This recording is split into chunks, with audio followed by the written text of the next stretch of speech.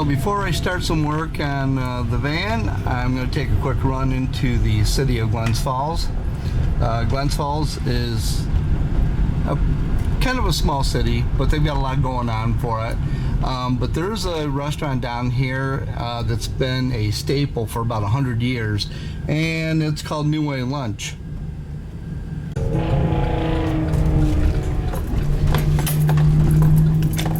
New Way Lunch is famous for their hot dogs, and you can see why they're given a nickname of dirt dogs, because the sauce looks, I guess, like dirt, but they are so delicious. Believe it or not, these things are so popular that people even have them frozen and shipped overnight or expressed overnight to their locations all over the world. It's crazy, but they are delicious. If you love hot dogs and you're up in the upstate New York area, around Saratoga Springs, Glens Falls, and Lake George, then make a quick stop into Glens Falls. Stop at New Way Lunch. They have hamburgers and other things too, but you got to try these things. They're located on South Street in the city of Glens Falls. Stop by. I don't think you'll be disappointed at all. The rubber mat and the insulation that was underneath it has been removed, and now it's time for a little bit of rust repair.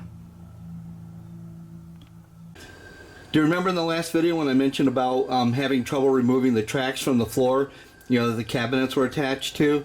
Well, it looks like they drilled holes and inserted riv nuts, and then they put a spacer on top, and then they bolted the tracks through into the riv nut.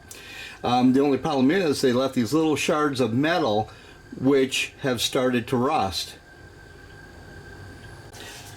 I've been pretty successful with taking one of these sanding blocks and removing the surface rust, and then after I wipe the area down, I've been using this rust reformer, which seems to help pretty good. Puts a nice coating on there, and then what I'll do is I'll take some pure silicone and I'll fill those holes.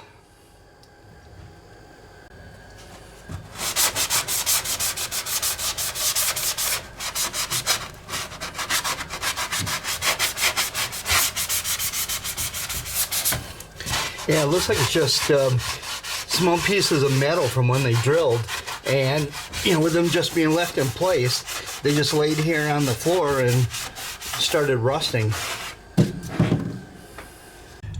Well, you can see the paint is still a little bit wet, but it looks a heck of a lot better than those little bits of steel that were rusting here. I hit the threaded portion of the riv nut real heavy with the rust reformer. I want to make sure it coated down inside there. Then I'll go back with some 100% pure silicone. I'll fill in all those holes. Yesterday I took the time to put a spray cleaner and took a cloth and cleaned the passenger side wall and the wheel well area. Now I've got to get over here to the driver's side. It's pretty much just a lot of wipe down, but I wanted to at least spray it too with some sort of a spray cleaner and let it foam up a little bit, then use a microfiber cloth to clean everything. It was just pretty much a lot of dust everywhere, and I thought that was the best way to get this cleaned off real good before I start enclosing everything. Nothing upsets me more than a total lack of customer service, and although I love this van, this dealer was crap, and so is their service. I took this in yesterday for some warranty work, and I didn't notice this until I got home, but the mechanic was too lazy to wipe his hands off, and he left me a nice batch of grease up there on the headliner. There's a little bit of a shadow cast on this right now, but it's a good thing my son and I have both been employed as professional detailers for auto dealerships, and we weren't the ones who were paid, to wash cars and stuff. We were the ones who knew what tools to use to, to send the customer's car out the way it should be looking, not the way I received this or what we've seen with others. And I was able to get rid of all the grease up there. It was easier for me to take care of it, but believe me, I did let them know. And now to get these walls clean.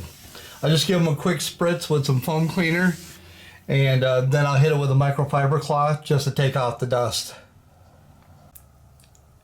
As you can see, the walls are all clean.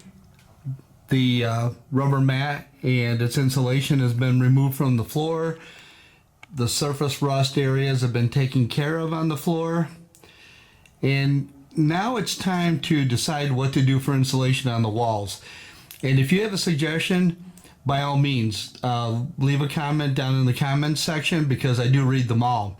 I'm trying to decide, should I use rigid foam like I'm going to do on the floor? Should I use Havelock wool? Or should I use 3M Thinsulate? I'm kind of leaning toward the rigid foam, but like I said, I read your comments, and I do take them into consideration. If you like this video, please give a thumbs up. Better yet, if you're not a subscriber, I would appreciate it if you subscribe. Thanks for watching.